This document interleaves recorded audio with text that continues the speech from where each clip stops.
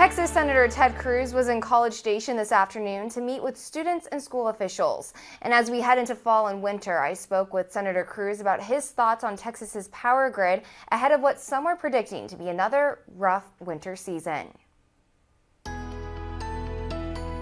Back in February, time in Texas froze, literally. More than 4.8 million homes and businesses were left without power, some for days, and more than 100 Texans died. All of us as Texans were horrified and disappointed that when we had an historic freeze that our power grid failed. And it was frankly, for a state that is the energy capital of the world, not to be able to turn our lights on, not to be able to have heat going, was, I think, embarrassing for the state of Texas. It was unacceptable.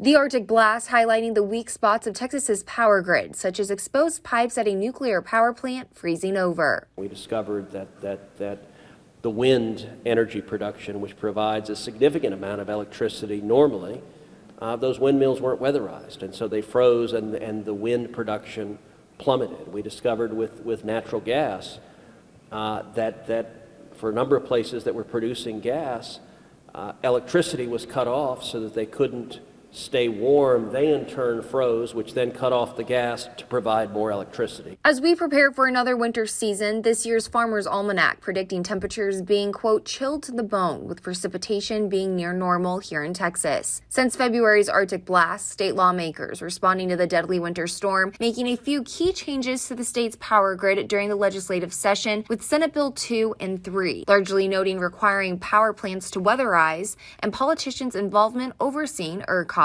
I'm glad the state legislature addressed it, had hearings on it, examined the policy, and passed reforms to improve the reliability of the grid. We need to have a grid that is reliable, that the lights stay on. And while critics point the finger of the power grid failing on the state wanting to deregulate electricity decades ago, Senator Cruz's main focus is keeping the cost of energy affordable for all Texans.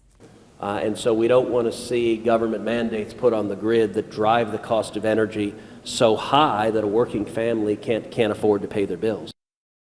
And you may remember this photo from February, Texas Senator Ted Cruz taking a trip to Cancun during the freeze. His office later released a statement confirming the tropical rendezvous. Cruz later admitted he made a mistake, saying he was, quote, trying to be a dad and that he wouldn't have done it in hindsight.